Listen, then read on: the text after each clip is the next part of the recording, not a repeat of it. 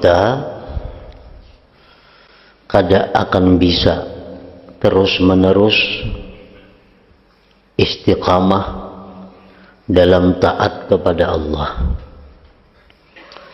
Kita tidak akan bisa memaksa nafsu yang malas melakukan kebaikan. Kita tidak bisa memaksa nafsu untuk menjauhi yang tidak disenanginya nafsu. Apabila kita tidak memelihara 3 perkara yang berikut. Bismillahirrahmanirrahim.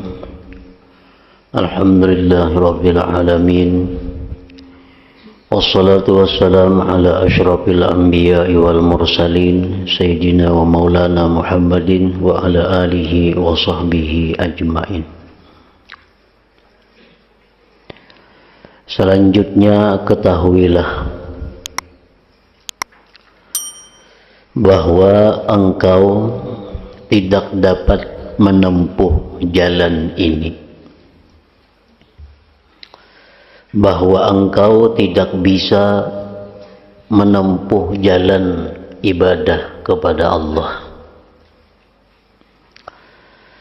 dan membebani nafsu, memaksa nafsu yang nakal dan malas untuk melakukan kebaikan,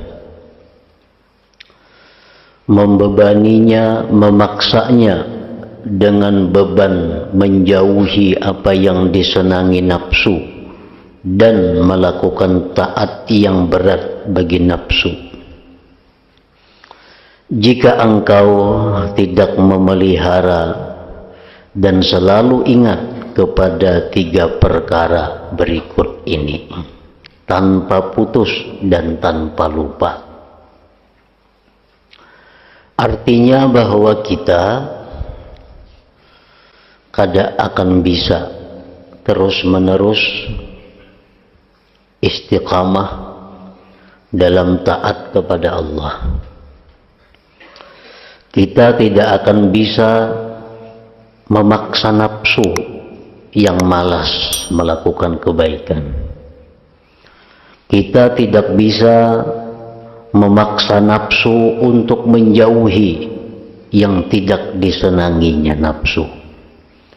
Apabila kita tidak memelihara 3 perkara yang berikut ini. Yang pertama yang mesti kita pelihara adalah ingat firman-firman Allah Ta'ala tentang pemberian harapan dan menakut-nakuti. Yang kedua, ingat perbuatan Allah dalam menyiksa dan memberi ampun. Yang ketiga, ingat pembalasan Allah di akhirat, yaitu pahala dan siksa. Nah, 3 hal ini yang selalu ada agar kita bisa terus-menerus dalam ketaatan, dalam jalan yang lurus, agar kita bisa melawan nafsu. Jadi 3 perkara ini adalah modal kita untuk selalu istiqamah dalam kebaikan dan takwa. Perincian dari masing-masing 3 perkara ini memerlukan lampiran yang banyak sekali. Karena itu aku telah mengarang kitab, ujar Imam Ghazali, yang bernama Tanbihul Ghafilin. Dalam kitab ini aku memberikan isyarat kepada kalimat-kalimat yang menunjukkan engkau kepada apa yang engkau maksud, insyaallah. Allah jualah zat yang menguasai pertolongan. Dalam kitab yang kita baca Minhajul Abidin ini hanya Sidin mengisyaratkan sebagiannya. Sedangkan lengkapnya ada dalam kitab yang dikarang beliau, ngarannya Tambihul Ghafilin.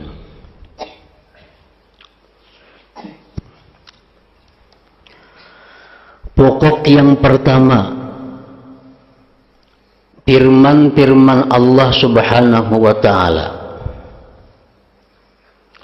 Cobalah renungkan apa yang terdapat dalam kitab Al-Quran, yaitu ayat-ayat yang membuat suka kepada ganjaran Allah, dan ayat yang memberi harapan, serta ayat-ayat yang menakut-nakuti. Ini yang selalu kita ingat apabila kita berhadapan dengan kesulitan melakukan ibadah. Inilah yang selalu kita baca, kita pahami apabila kita berat untuk melakukan ibadah. Carilah dalam Al-Quran ayat-ayat Allah yang menjelaskan tentang surga, yang menakut-nakuti tentang neraka. Di antara ayat yang memberi harapan ialah firman Allah Ta'ala, La taqnatu min rahmatillah, innallaha yaghfirudz dzunuba jami'a. Ini ayat sangat menggembirakan. Janganlah kalian berputus asa dari rahmat Allah. Jangan merasa kadada harapan artinya. Makanya aku ini kebanyakan sudah dosa, asa kadada harapan lagi diampuninya. Nah jangan. Aku ini asa kebanyakan salah lawan Tuhan, asa kada harapan lagi dibukakan Tuhan hati untuk kebaikan. Jangan. Janganlah kalian berputus asa dari rahmat Allah. Sungguh Allah adalah zat yang mengampuni dosa-dosa seluruhnya. Nah, jadi artinya orang-orang yang punya pengalaman jahat, pengalaman buruk, pernah mencuri, pernah merampok, pernah berzina, pernah minum arak, pernah berjudi, pernah macam-macam. Nah, orang-orang yang seperti ini jangan merasa putus asa.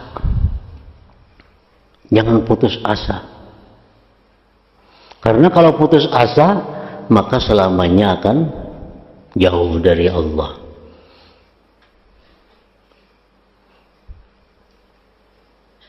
Termasuk dalam putus asa adalah aku banyak bisi dosa, mau aku beribadah kada diterima Tuhan juga. Nah, itu putus asa. Mulai menuntut ilmu, malas mengaji, malas menuntut ilmu.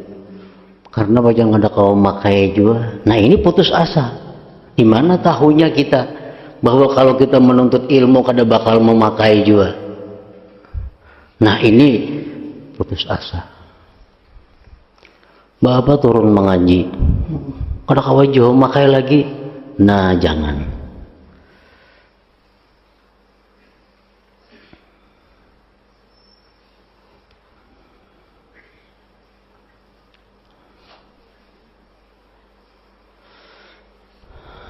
Sungguh Allah adalah zat yang mengampuni dosa-dosa seluruhnya. Orang yang menyembah berhala, orang yang minum arak, orang yang berzina, orang-orang kafir itu. Orang-orang kafir itu sudah lengkap dosa-dosanya. Mana menyembah selain Allah, berzina, minum arak, riba. Tapi kalau orang yang demikian ini datang kepada Allah, mengakui, mengucapkan dua kalimat syahadat, seluruh dosa-dosa diampuni Allah. Innal Islam yajubbu ma qablah bahwasanya Islam itu memutuskan apa-apa yang sebelumnya. Islam memutuskan apa-apa yang sebelumnya. Dengan masuk Islam, maka dia akan menjadi orang yang bersih, orang yang baru, laksana orang yang dilahirkan kembali. Wa may yaghfiru dzunub illallah, artinya tidak ada orang yang mengampuni dosa-dosa selain Allah. Ghafirudz dzambi wa qabilut taubi, artinya Allah adalah zat yang mengampuni dosa hamba. Allah adalah zat yang menerima tobat hamba. Wa huwal ladzi yaqbalu taubata an ibadihi wa ya'fu anis sayyi'at, artinya Allah Ta'ala adalah zat yang menerima tobat hamba-hambanya dan memberikan maaf perbuatan-perbuatan yang jelek. Kataba rabbukum ala nafsihir rahmah, artinya Allah telah menetapkan, memberikan balas kasih. Allah sudah menetapkan itu atas dirinya. Wa rahmati wasi'at kulla syai'in fasa'aktubuha lilladzina yattaqun, artinya rahmatku itu bisa meratai segala yang wujud yang ada di alam semesta ini. Aku akan menetapkan rahmat pada orang-orang yang bertakwa. Orang yang bertakwa sudah nyata dapat rahmat Allah. Maka ada takwa bang, bisa aja juga dapat rahmat Allah. Karena rahmat Allah itu menguasai seluruh alam semesta ini. Innallaha bin-nasi laraufur rahim, artinya sungguh Allah sangat balas kasih kepada manusia. Wa kana bil mu'minin rahima, artinya Allah Ta'ala itu sangat balas kasih kepada orang-orang yang beriman. Ayat-ayat ini yang kita baca tadi dan semisalnya adalah ayat-ayat yang dapat menimbulkan harapan raja di hati seorang hamba. Jadi artinya pengalaman-pengalaman buruk, kelakuan-kelakuan jahat yang dahulu jangan sampai itu menyebabkan kita putus asa. Dengarkanlah ayat-ayat ini, maka akan membuka hati kita untuk mendekati Allah Subhanahu wa Ta'ala.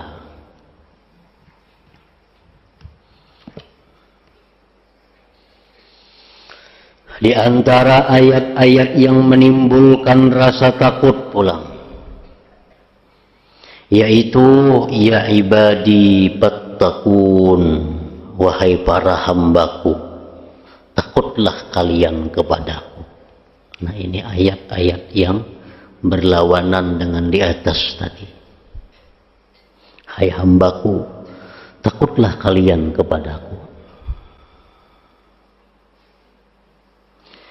Apa hasibtum annama khalaqnakum abatha wa annakum ilaina la turja'un, artinya apakah kalian menyangka bahwa aku menciptakan kalian dengan sia-sia dan bahwa kalian tidak dikembalikan kepadaku? Jangan berprasangka demikian. Jangan menyangka bahwa kita ini begitu mati habis perkara. Mbah mati habis itu perkara. Nah, ini sangkaan yang salah. Padahal dari mulai mati itulah sebenarnya timbul perkara. Waktu kita hidup nih belum ada masalah, belum ada perkara. Karena dunia ini laisat dara jaza. Dunia ini bukan tempat pembalasan. Dunia bukan tempat pembalasan. Tempat pembalasan itu adalah di akhirat. Jadi jangan beranggapan bila aku mati selesai. Justru kalau mati itulah mulai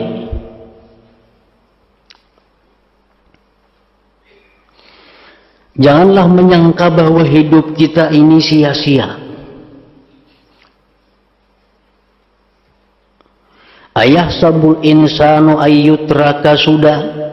Artinya apakah manusia itu menyangka bahwa mereka akan dibiarkan saja, tidak diurus, tidak ditindak? Jangan menyangka itu. Kita bisa lulus dalam dunia dari intayan polisi. Banyak orang yang membunuh tapi kada tertangkap. Banyak orang yang mencuri tapi kada tertangkap. Banyak orang yang merampok kada terhukum. Jangan dikira akhirat macam itu.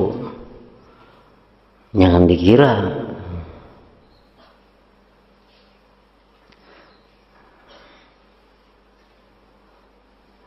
Laisa bi amaniyikum wala amani ahlil kitab. Artinya apa yang dijanjikan Allah tidaklah menjadi harapan kalian dan tidaklah menjadi harapan orang-orang ahli kitab.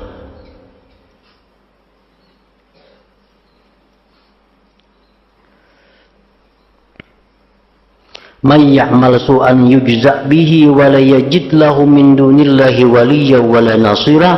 Artinya barang siapa berbuat jelek jahat, maka ia akan dibalas jelek jahat. Dan ia tidak bakal menemukan penolong selain Allah, dan tidak pula pembantu.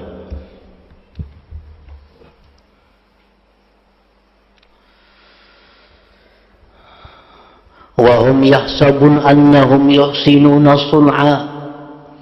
Artinya mereka menyangka bahwa mereka membaguskan usaha mereka.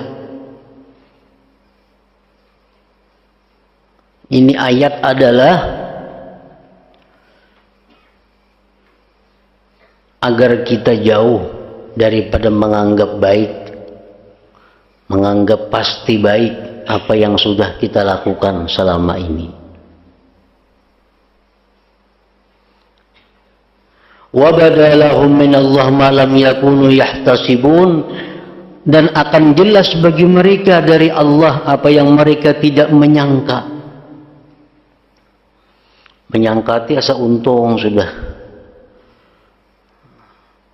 asa masuk surga sudah mati. Ini penyakit orang-orang yang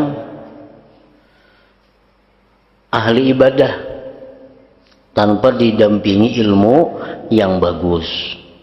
Nya merasa asa untung sudah, nya rasa bakal ke surga sudah matinya.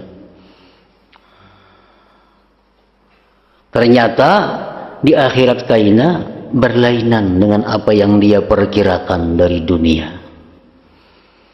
Wa qadimna ila ma amilu min amalin faja'alnahu haba'an mansura. Artinya aku akan memeriksa apa yang mereka perbuat, lalu aku menjadikan amal itu bagaikan debu yang berterbangan. Banyak yang sudah beribadah dalam dunia, banyak sosialnya, banyak ibadahnya, banyak ilmunya, banyak kawan-kawannya orang saleh, banyak kawan-kawannya orang takwa, lalu inya sudah merasa aman. Nah, sudah merasa aman daripada bahaya-bahaya akhirat.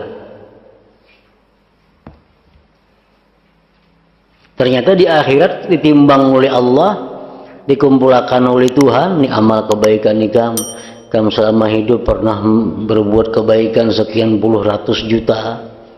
Jam di dalam dunia pernah dulu sembahyang tiap-tiap malam tahajud. Kamu dalam dunia selalu memberi makan orang. Kamu dalam dunia selalu ini itu. Nah. Tetapi amal-amal kebaikan itu karena ada beberapa hal lalu menjadi debu yang berterbangan. Nah, jadi kita dituntut bukan hanya wajib belajar supaya amal itu diterima, supaya amal itu sah, tapi kita wajib juga belajar kayak apa amal itu supaya dapat dinikmati di akhirat. Banyak orang beramal dalam dunia, tapi begitu inya mati amalnya kada ada lagi hilang. Yang tadi ya Tuhan, faj'alnahu haba'am mansura.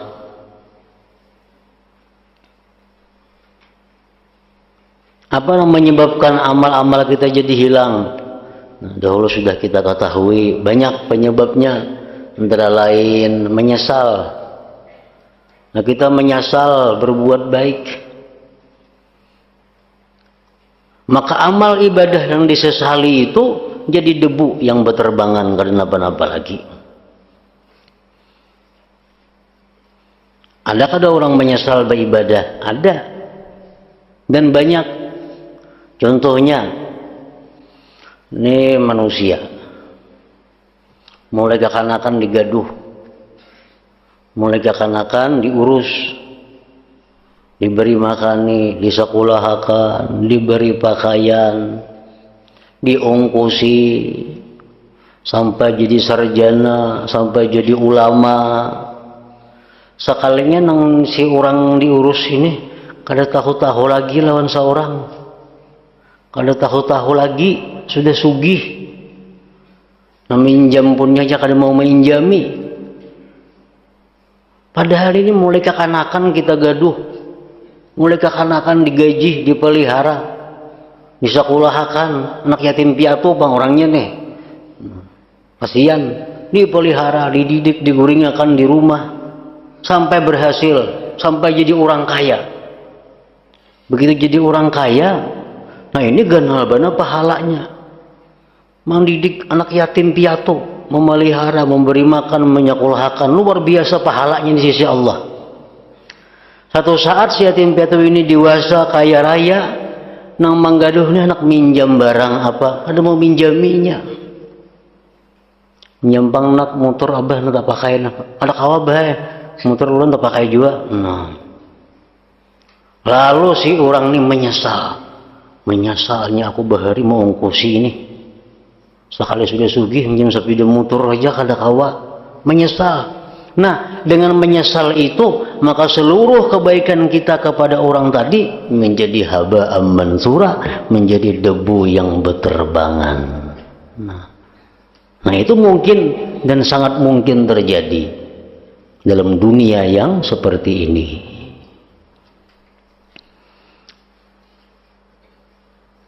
Kebaikan apapun bila mana disesali, maka itu menghancurkan kebaikan itu.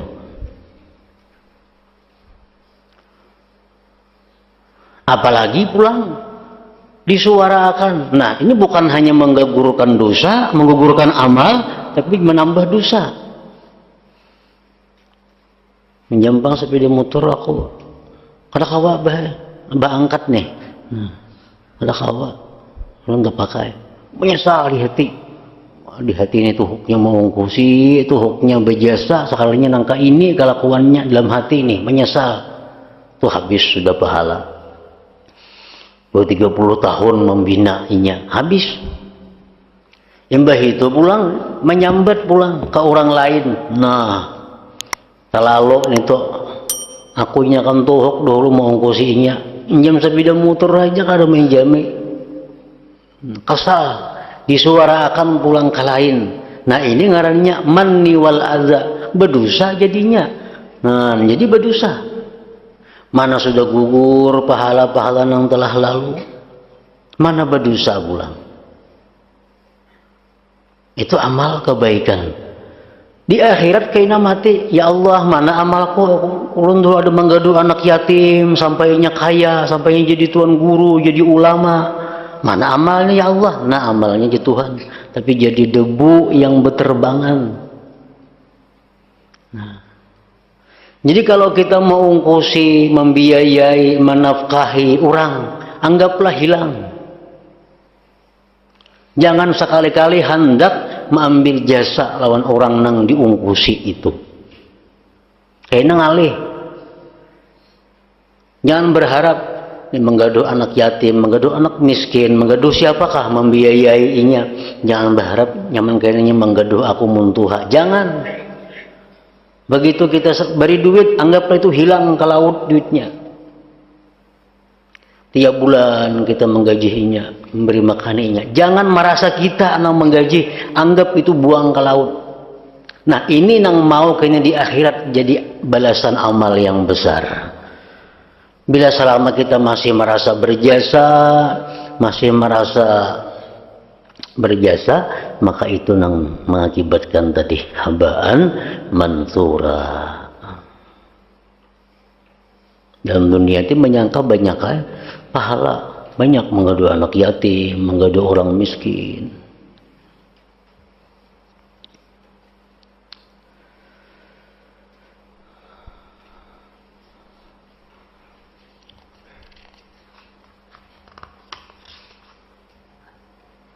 Wa qadimna ila ma 'amilu min 'amalin faja'alnahu min amalin wa qadimna ila ma 'amilu min 'amalin faja'alnahu haba'an mansura. Aku akan memeriksa apa yang mereka perbuat, lalu aku menjadikan amal itu kebaikan debu yang berterbangan. Nah, jadi kita wajib juga belajar itu, bukan hanya belajar kayak apa supaya sah sedekah, zakat, infak. Wajib kita belajar bagaimana zakat, sedekah, infak, ibadah lainnya supaya diterima Allah.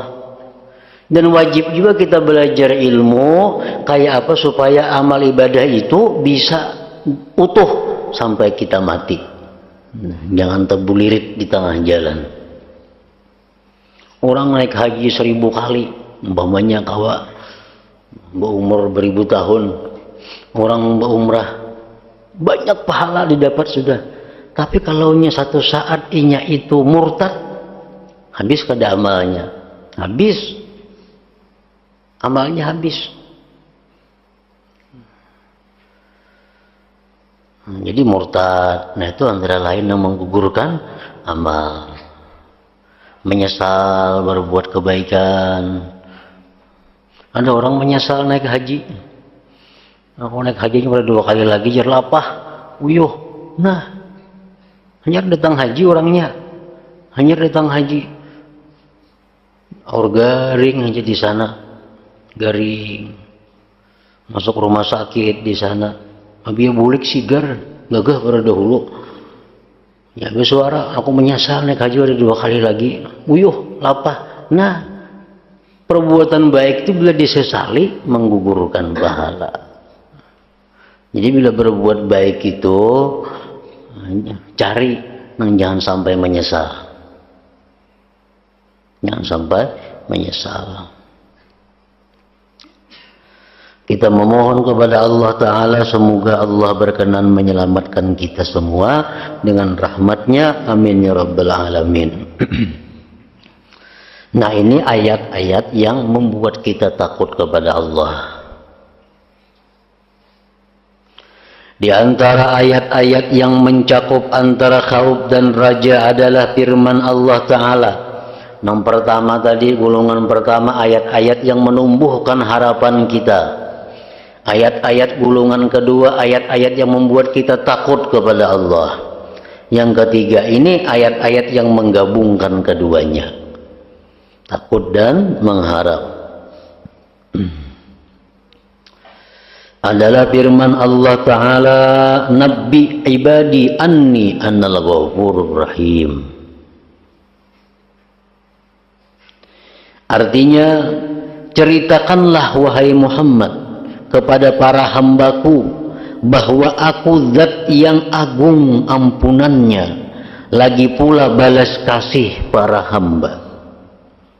Sesudah ayat ini selanjutnya Allah berfirman, wa anna azabi huwal azabul alim, wa anna azabi huwal azabul alim.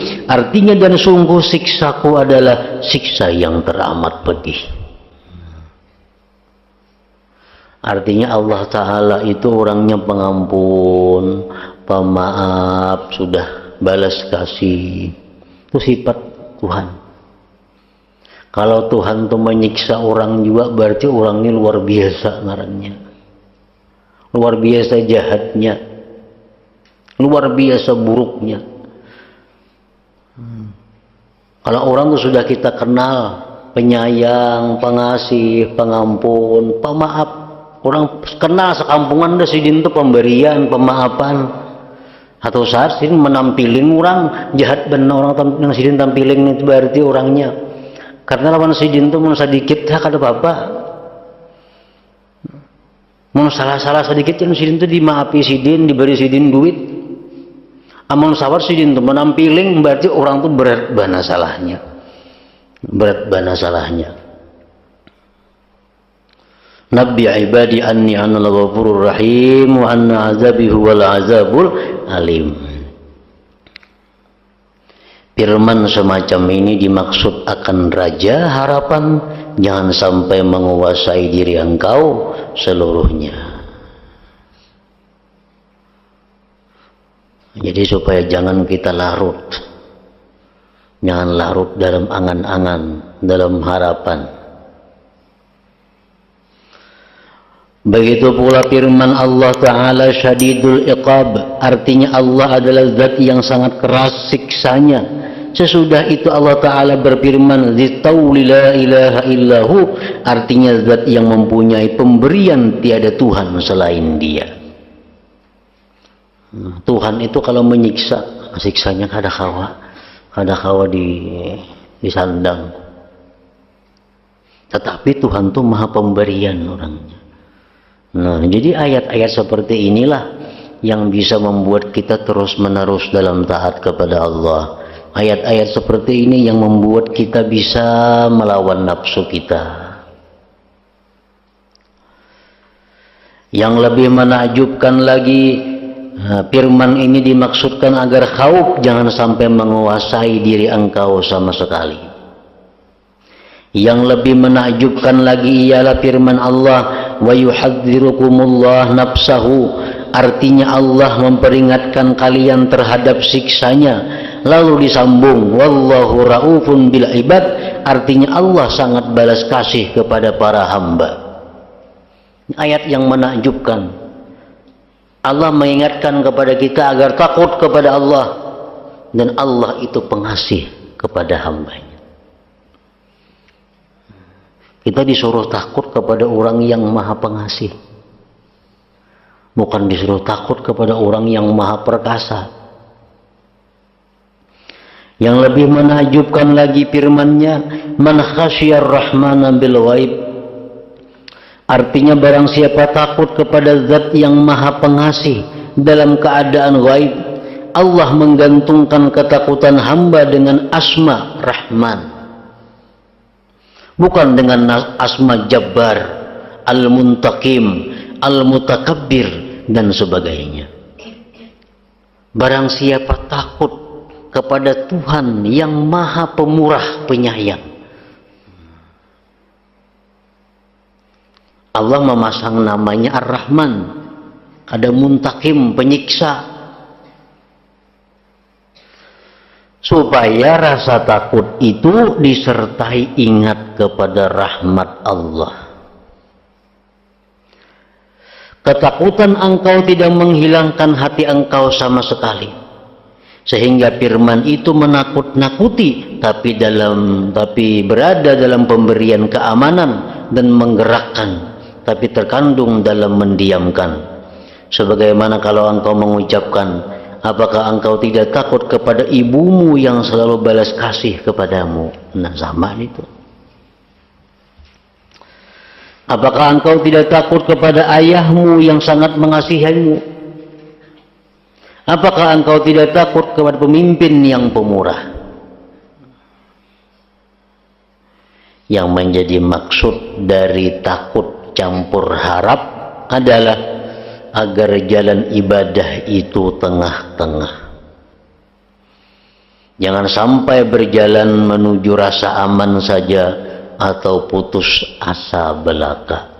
Kebanyakan kita ini terlalu banyak mendengari ayat-ayat tentang kasih sayang Allah. Kebanyakan kita diisi dengan mendengari ayat-ayat yang ampunan Allah, sehingga kita banyak lalai. Kita menganggap berbuat dosa, makanya diampuni Tuhan aja, mun aku tobat. Kita malas beribadah, kayaknya dapat rahmat saja lawan Allah. karena aku banyak bakawan lawan habaib banyak. Karena aku dapat haji rahmat Tuhan karena aku banyak bakawan lawan ulama. Nah ini nang salah-salahnya. Akibatnya jadi rasa malas, jadi rasa aman.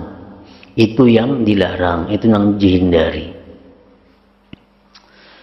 Jangan macam itu. Dan jangan juga tadi sampai ketakutanan. Aku ulir aku beribadah nah, sakit diterima juga. Nah jangan. Tuh ke jalan kiri ngarannya. Aku ulir nuntut ilmu, pada kau makayu lagi hati kadap. Nah bertambah kadap.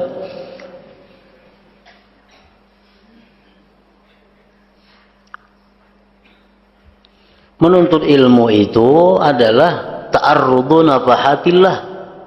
Kita dudukan berkumpul sini nah. Itu ta'arrud li nafahatillah. Bahasa kitanya apa? Menanai hidayah Allah. Karena Allah tuh mahambur hidayah. Nah, dihambur Tuhan. Nang betanainya belum tentu dapat, apalagi nang kada betanai. Nang menanai tangan nih, belum tentu dapat semuaan. Apalagi nang kada menanai. Kayak misalnya dihambur duit puluhan, duit pirak, samuan tenai tangan, nah dihambur duit, ada nang taliung, ada nang kada dapat.